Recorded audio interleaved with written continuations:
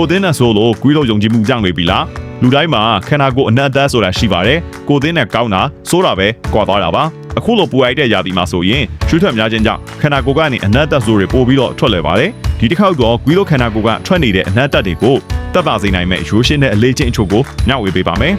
1ဘာရီစာလက်ပြန်ကြည့်ပါကွေးလို့အစာအိမ်နဲ့ထဲသမျှအစားအစာတွေကကိုသင်းနဲ့ပေါ်တက်ရောက်မှုရှိပါတယ်ချက်သွန်နီချက်သွန်ပြူအနှံ့ပြင်းနဲ့ဟင်းခတ်အမွေအကြိုင်တွေကျူးပြင်ထားတဲ့အစားအစာတွေပန်းကော်ပြီးဂေါ်ဘီတို့လိုဟင်းသီးဟင်းရွက်တွေဟာခန္ဓာကိုယ်အနှံ့စိုးကိုထွက်စေတဲ့အဓိကတရခန့်နေပါပဲအဲ့ဒီအစားဟင်းနူးနွယ်၊ကြိုက်လန်၊ဘုံသာဥနီခခွားသီးတို့လိုအမြင့်တက်ကျွယ်ဝတဲ့လက်ဆက်တဲ့အသီးရွက်တွေကိုများများစားပေးပါဒီအစားအစာတွေဟာကိုသင်းနံကိုကောင်းစေပါတယ်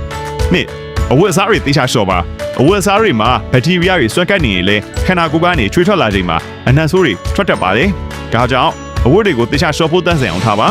အဝတ်မှာအနှံ့ဆိုးဆွဲကပ်တာတက်ပါစေဖို့အဝတ်လျှော်တဲ့အခါမုတ်ပုတ်ဆိုတာနဲ့ရှာလိုက်ကရေးအနေငယ်ရောထည့်ပြီးရှော့ဖို့ပေးလို့ရပါတယ်ဒါအပြင်အခုလိုချွေးထွက်ပြီးပူအိုက်တဲ့ရာသီမှာဆိုရင်မြန်မြန်ဆက်ဆန်ချွေးထောက်နိုင်တဲ့လေဝင်လေထကောင်းတဲ့ခြေသားအဝတ်ထည်တွေကိုရွေးချယ်ဝတ်ဆင်တာဟာခန္ဓာကိုယ်ကအနှံ့ဆိုးထွက်တဲ့ပြဿနာကိုတက်ပါစေမဲ့အယိုးရှင်ဆုံးနည်းလမ်းတစ်ခုဖြစ်ပါတယ်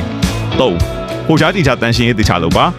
ဂျိုင်းအောင်လို့အရေးပြား area ဟာချွေးထွက်များပြီးဘက်တီးရီးယားကိုအောင်လို့အကောင်းဆုံးပါဒါကြောင့်ခန္ဓာကိုယ်မှာဂျိုင်းဟာအနှံ့ဆုံးအများဆုံးထွက်စေတဲ့နေရာတစ်ခုဖြစ်ပါတယ်ပြီးတော့ခန္ဓာကိုယ်မှာ trainer ဆိုရင်ပတ်ပါခြင်းနဲ့ဆိုရင်ဂျိုင်းအောင်လို့ဟိုချာတီချာနေရာတွေကိုတန်ရှင်းရေးတခြားလို့ဘက်တီးရီးယားကိုအောင်လို့ကောင်းတဲ့အမွေးမြင့်တွေဂရုတစိုက်ပုံမှန်ရေးပေးဖို့လိုပါတယ်trainer တောက်စီရုံးအိုတို့ကိုလည်းနေ့စဉ်ပုံမှန်အသုံးပြုပေးဖို့လိုပါတယ်၄